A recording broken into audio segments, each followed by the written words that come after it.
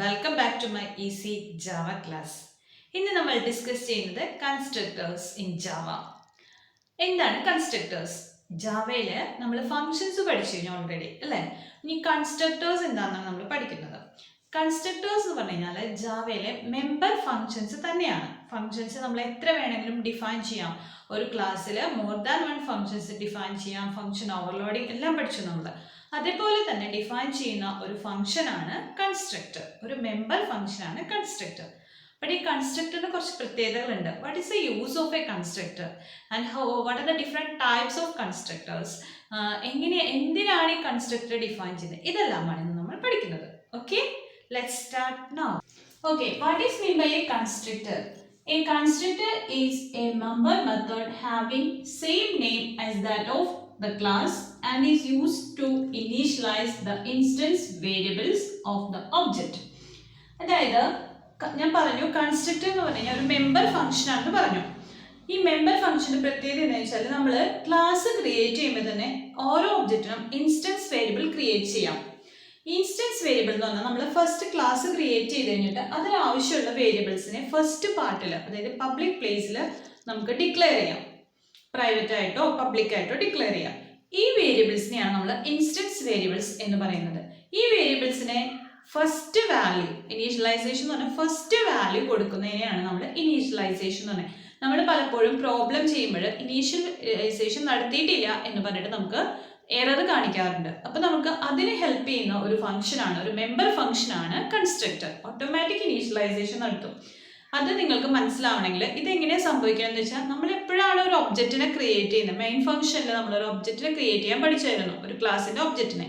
ഈ ഒബ്ജക്റ്റിനെ ക്രിയേറ്റ് ചെയ്യുന്ന സമയത്ത് നമ്മളവിടെ ഒരു വെറുതെ ക്ലാസ്സിനെയും കൊടുത്തിട്ട് ഒരു ബ്രാക്കറ്റ് കൊടുക്കാറുണ്ട്. അങ്ങനെ കിടക്കുമ്പോൾ നമ്മൾ ശരിക്കും അവിടെ ക്രിയേറ്റ് ചെയ്യപ്പെടുന്നത് ഒരു കൺസ്ട്രക്ടറിനെയാണ്. ഈ കൺസ്ട്രക്ടർ എപ്പോഴാണോ നിങ്ങൾ ക്രിയേറ്റ് ചെയ്യുന്നത് ആ സമയത്ത് ഓട്ടോമാറ്റിക്കായിട്ട് ഈ വേരിയബിൾസിനെ എല്ലാം ഇനീഷ്യലൈസ് ചെയ്യാനായിട്ട് ഈ കൺസ്ട്രക്ടറിന് പറ്റും. ഇനി ഈ കൺസ്ട്രക്ടർ എന്താണെന്ന് മനസ്സിലായെന്ന് വിചാരിക്കുന്നു. അതിൻ്റെ എക്സാമ്പിൾ ഞാൻ കാണിച്ചു തരാം. പിന്നെ കൺസ്ട്രക്ടറിന് കുറച്ച് പ്രത്യേകതകളുണ്ട്, അതാണ് ഞാൻ ഇവിടെ ഒന്നുകൂടി പറയാൻ പോകുന്നത്. ഓക്കെ, നിങ്ങൾ ഈ എക്സാമ്പിൾ നോക്കുക. ഫസ്റ്റ് നമ്മൾ ഒരു ക്ലാസ് ക്രിയേറ്റ് ചെയ്തു, ക്ലാസ് എംപ്ലോയ്. എന്നിട്ട് ഈ ടു വേരിയബിൾസ് ഞാൻ ഇവിടെ ക്രിയേറ്റ് ചെയ്തിട്ടുണ്ട്, EMP നമ്പറും EMP നെയിം എന്നുണ്ട്. ഫസ്റ്റ് ഇൻറ്റീജർ വേരിയബിളും സെക്കൻഡ് സ്ട്രിംഗ് വേരിയബിളും. ഈ ഫസ്റ്റ് പാർട്ടിൽ ക്രിയേറ്റ് ചെയ്യുന്ന വേരിയബിൾസിനെയാണ് നമ്മൾ ഇൻസ്റ്റൻസ് വേരിയബിൾസ് എന്ന് പറയുന്നത്. ഓക്കെ, ഈ വേരിയബിൾസിനെ നമ്മൾ ഇനീഷ്യലൈസ് ചെയ്യാൻ, അതായത് ഇനീഷ്യൽ വാല്യൂ എന്താണെന്ന് പറഞ്ഞു കൊടുക്കാനാണ് കൺസ്ട്രക്ടർ യൂസ് ചെയ്യുന്നത്. ഇവിടെ ഞാൻ കൺസ്ട്രക്ടർ ഇവിടെ യൂസ് ചെയ്തിട്ടുണ്ട്. ഇവിടെ ഒരു പ്രത്യേകത എന്ന് വെച്ചാൽ, കൺസ്ട്രക്ടറിന് നമ്മൾ എപ്പോഴും നമ്മൾ ഫംഗ്ഷൻ ചെയ്യുമ്പോൾ ശ്രദ്ധിക്കാറുണ്ട്. ഫംഗ്ഷൻ ചെയ്യുമ്പോൾ പറഞ്ഞിട്ടുണ്ട് ക്ലാസിന്റെ അതേ പേര് ഒരിക്കലും കൊടുക്കരുതെന്ന്. ഫംഗ്ഷന് നമ്മൾ എപ്പോഴും ഡിഫറെന്റ് നെയിമാണ് യൂസ് ചെയ്യാറ്. പക്ഷേ but in the case of a constructor you have to give the same name of a class name. ഈ ഫംഗ്ഷന് മാത്രം, ഈ കൺസ്ട്രക്ടറിന് മാത്രം അലൗഡ് ആയിട്ടുള്ള ഒരു കാര്യമാണ് ക്ലാസിന്റെ അതേ പേര് യൂസ് ചെയ്യാമെന്നുള്ളത്. ഓക്കെ, നമ്മളെപ്പോഴും ഫംഗ്ഷൻ ക്രിയേറ്റ് ചെയ്യുന്ന സമയത്ത് റിട്ടേൺ ടൈപ്പ് യൂസ് ചെയ്യാറുണ്ട്. റിട്ടേൺ കീവേഡ് ഇല്ലെങ്കിൽ പോലും നമ്മൾ വോയിഡ് എന്ന് പറഞ്ഞിട്ട് റിട്ടേൺ ടൈപ്പ് യൂസ് ചെയ്യാറുണ്ട്. ഇവിടെ ഒരു പ്രത്യേകതയുണ്ട്, റിട്ടേൺ ടൈപ്പ് ഇല്ല, no return type. Constructor has no return type. അപ്പൊ ഈ രണ്ട് പ്രത്യേകതയാണ് ഫംഗ്ഷനിൽ മെയിൻ ആയിട്ട് ഇതിനുള്ള ഡിഫറൻസ്. ശ്രദ്ധിക്കുക, നമ്മൾ ക്രിയേറ്റ് ചെയ്തു, ക്ലാസിന്റെ സെയിം പേര് ഉപയോഗിച്ചിട്ടുണ്ട്, ബ്രാക്കറ്റ് യൂസ് ചെയ്യുക, ഫംഗ്ഷൻ ബ്രാക്കറ്റ് തന്നെ, open the curly bracket, only that purpose. Main ആയിട്ട് ഇതിനെ യൂസ് ചെയ്യുന്നത് ഇവിടുത്തെ ഇൻസ്റ്റൻസ് വേരിയബിൾസിന്റെ ഇനീഷ്യൽ വാല്യൂ കൊടുക്കുക എന്നതാണ് ഇതിന്റെ മെയിൻ പർപ്പസ്. നമുക്കറിയാം ഇൻറ്റീജർ ആയതുകൊണ്ട് 0 എന്ന് കൊടുത്തു, സ്ട്രിംഗ് ആയതുകൊണ്ട് ഞാൻ ഡബിൾ ഇൻവേർട്ടഡ് കോമ എന്ന് കൊടുത്തു. ഇതാണ് ഇതിന്റെ മെയിൻ ജോലി. ഓക്കെ, അപ്പം ഒരു പ്രത്യേക കാര്യം ശ്രദ്ധിക്കാൻ പറഞ്ഞത്, class constructor has the same name of the class name, has no return type. പിന്നെ എന്താ പ്രത്യേകത? റിട്ടേൺ ടൈപ്പും ഇല്ല. അത് യൂസ് ചെയ്യണം മെയിൻ ആയിട്ട് ഇനീഷ്യലൈസ് ചെയ്യാൻ, ഇൻസ്റ്റൻസ് വേരിയബിൾ ഇനീഷ്യലൈസ് ചെയ്യാൻ വേണ്ടിയിട്ടാണ്. പിന്നെ when the object is created, object create ചെയ്യാനായിട്ട് കാണിച്ചു തരാം. ആ സമയത്ത് ഓട്ടോമാറ്റിക് ആയിട്ട് ഒരു കൺസ്ട്രക്ടർ ക്രിയേറ്റ് ചെയ്യപ്പെടും. ഓക്കെ, ഇതാണ് ഈ കൺസ്ട്രക്ടറിന്റെ 4 പ്രത്യേകതകൾ. അപ്പൊ കൺസ്ട്രക്ടർ എന്താണെന്ന് മനസ്സിലായെന്ന് വിചാരിക്കുന്നു. Constructor is a member method having same name as that of the class and is used to initialise the instance variables of the object. Okay, there is an example also. Look at the example, then you can understand about this constructor. Okay, next നമ്മൾ features of constructor, അതായത് constructor പഠിക്കുമ്പോൾ ഓർക്കേണ്ട main കാര്യങ്ങൾ, main points എന്തൊക്കെയാണ് നോക്കുന്നത്. First one, the constructor is defined with the same name of the class name. നമ്മൾ പറഞ്ഞു കഴിഞ്ഞതാണ്, നമ്മളൊരു കൺസ്ട്രക്ടറിന് എപ്പോഴും ക്ലാസിന്റെ അതേ പേരാണ് യൂസ് ചെയ്യുന്നത്. Second point, the constructor is used only to initialize the data members or the instant variables. നമ്മൾ ഒരു ക്ലാസ്സിൽ യൂസ് ചെയ്യുന്ന ഡാറ്റ മെമ്പേഴ്സിനെയോ ഇൻസ്റ്റൻസ് വേരിയബിൾസിനെയോ ഇനീഷ്യലൈസ് ചെയ്യാൻ വേണ്ടിയിട്ടാണ് ഈ കൺസ്ട്രക്ടർ യൂസ് ചെയ്യുന്നത്. Third point, the constructor is automatically called while creating an object. ഒരു ഒബ്ജക്റ്റ് എപ്പോഴാണോ ക്രിയേറ്റ് ചെയ്യപ്പെടുന്നത് അപ്പോഴാണ് നമ്മൾ കൺസ്ട്രക്ടറിനെ ഓട്ടോമാറ്റിക്കലി കോൾ ഔട്ട് ചെയ്യുന്നത്. Next, constructor needs no return type. കൺസ്ട്രക്ടറിന് റിട്ടേൺ ടൈപ്പ് ആവശ്യമില്ല. Fifth point, the constructor is always public. അതായത് നമ്മൾ പഠിച്ചിട്ടുണ്ട് 3 ടൈപ്സ് ആക്സസ് സ്പെസിഫയേഴ്സ് ആണുള്ളത്: പബ്ലിക്, പ്രൈവറ്റ്, പ്രൊട്ടക്റ്റഡ്. അതിൽ നമുക്ക് ഫംഗ്ഷൻ ആകുമ്പോൾ ഏത് ആക്സസ് സ്പെസിഫയർ വേണമെങ്കിലും യൂസ് ചെയ്യാം. But in the case of this constructor you must use this public as an access specifier. Public access specifier മാത്രമേ നമുക്ക് യൂസ് ചെയ്യാൻ പാടുള്ളൂ. ഇനി constructor overloaded automatically. Constructor is overloaded, അതായത് നമ്മൾ കോൾ ചെയ്യേണ്ട ആവശ്യമൊന്നുമില്ല. ഫംഗ്ഷൻസിന്റെ പോലെ ഓട്ടോമാറ്റിക് ആയിട്ട് കൺസ്ട്രക്ടർ കോൾ ചെയ്യപ്പെടും, ഓവർലോഡ് ചെയ്യപ്പെടും. അതായത് പ്രോഗ്രാമിലേക്ക് വരും. എപ്പോഴാണ് ഒരു ഒബ്ജക്റ്റ് ക്രിയേറ്റ് ചെയ്യപ്പെടുന്നത് അപ്പോഴേ തന്നെ ഈ കൺസ്ട്രക്ടർ ഓട്ടോമാറ്റിക്കായിട്ട് നമ്മുടെ പ്രോഗ്രാമിലേക്ക് വരും. ഇതാണ് ഈ ഒരു 6 പോയിന്റ്സ് ആണ് ഈ കൺസ്ട്രക്ടറിന് മെയിൻ ആയിട്ട് നമ്മൾ ഓർത്തിരിക്കേണ്ട കാര്യങ്ങൾ. ഇനി ഏതെല്ലാം ടൈപ്പാണ്, എങ്ങനെയാണ് ഇത് ക്രിയേറ്റ് ചെയ്യപ്പെടുന്നത് എന്നും കൂടി നമുക്ക് ചെക്ക് ചെയ്യാം. ഓക്കെ, നെക്സ്റ്റ് നമ്മൾ ഡിസ്കസ് ചെയ്യുന്നത് എത്ര ടൈപ്സ് കൺസ്ട്രക്ടർ ഉണ്ടെന്നാണ്. Different types of constructors. We have 2 types of constructors. What are they? First one is default constructor and second one is parameterized constructor.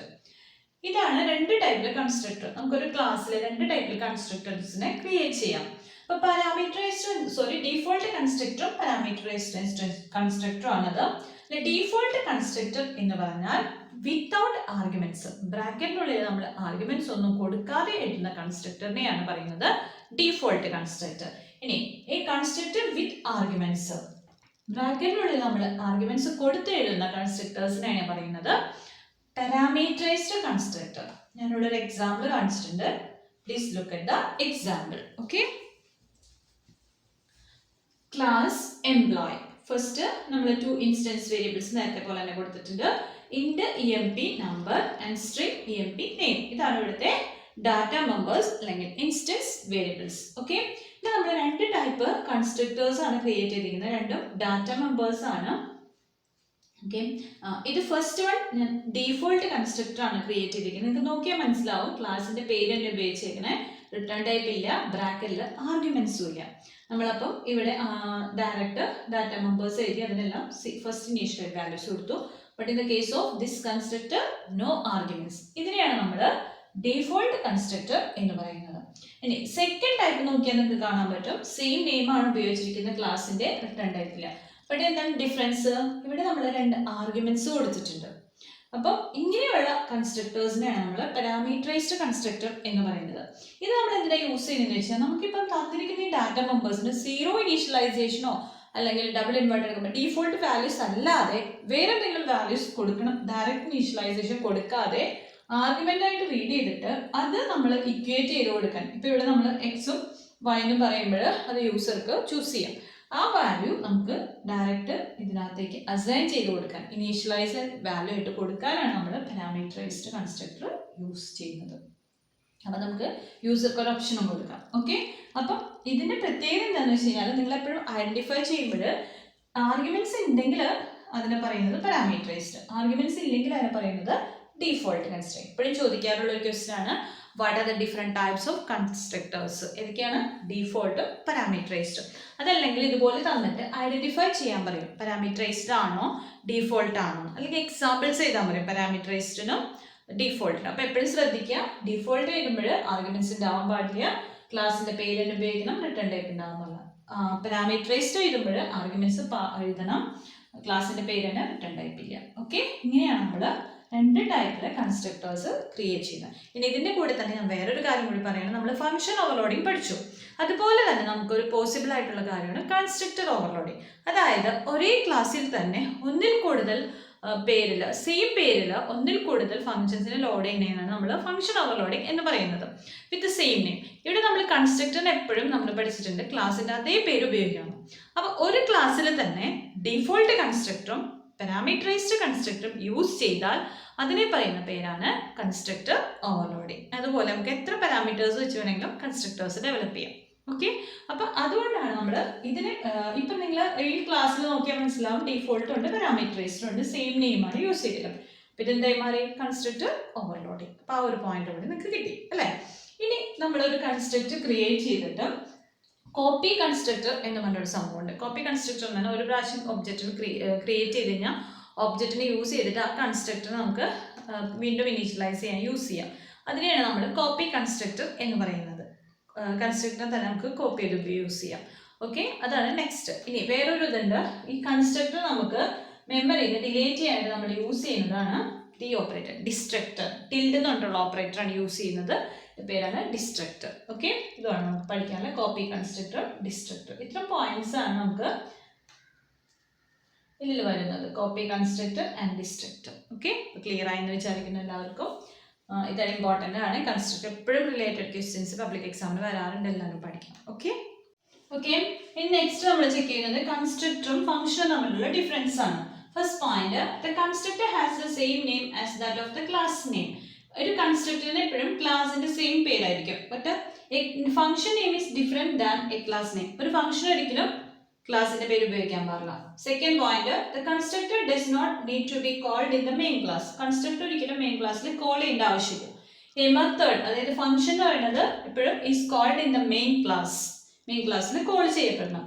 Next third one, it will never return a value. അതായത് ഈ constructor ഒരിക്കലും return type ഉണ്ടാവില്ല. But in the case of a function may return a value. Function എപ്പോഴും return value ഉണ്ടാവും, ഒന്നില്ലെങ്കിൽ void എങ്കിലും ഉണ്ടാവും. Okay, next constructor are usually public. Constructor എപ്പോഴും പബ്ലിക് ആക്സസ് സ്പെസിഫയർ ആണ് യൂസ് ചെയ്യുന്നത്.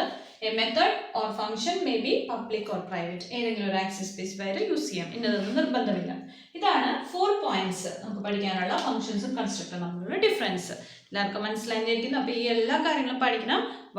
എന്താണ് ഫംഗ്ഷൻ കൺസ്ട്രക്ടർ എന്ന് പഠിച്ചു, എങ്ങനെയാണ് ഡിഫൈൻ ചെയ്യുന്നത് പഠിച്ചു, എന്തൊക്കെയാണ് main points, what are the different types, constructor overloading എന്താണെന്ന് പഠിച്ചു, ഡിസ്ട്രക്ടർ എന്താന്ന് പറഞ്ഞു, ഡിഫോൾട്ട് കൺസ്ട്രക്ടർ, പാരാമീറ്ററൈസ്ഡ് കൺസ്ട്രക്ടർ, പിന്നെ എന്താ difference between function and constructor. എല്ലാവരും നന്നായി പഠിക്കുക. കൺസ്ട്രക്ടർ എപ്പോഴൊരു ക്വസ്റ്റ്യൻ പ്രതീക്ഷിക്കാവുന്നതാണ്. ഓക്കെ, ഇഷ്ടപ്പെട്ടാൽ എന്ത് ചെയ്യണം? ലൈക്ക് ചെയ്യണം. എല്ലാ കുട്ടികൾക്കും ഇത് നല്ലൊരു ഹെൽപ്പാണ്. നിങ്ങൾക്ക് എൻ്റെ പ്രീവിയസ് വീഡിയോ കിട്ടാനായി എൻ്റെ ചാനൽ ഒന്ന് സബ്സ്ക്രൈബ് ചെയ്യുക. നെക്സ്റ്റ് വീഡിയോയുടെ നോട്ടിഫിക്കേഷൻസ് കിട്ടാനായി നിങ്ങൾ എന്ത് ചെയ്യണം? ആ ബെൽ ബട്ടൺ ഒന്ന് പ്രസ് ചെയ്യാം. Okay, don't forget to subscribe my channel. അടുത്ത വീഡിയോയിൽ കാണുന്നവരെ താങ്ക് യു, ബൈ ബൈ.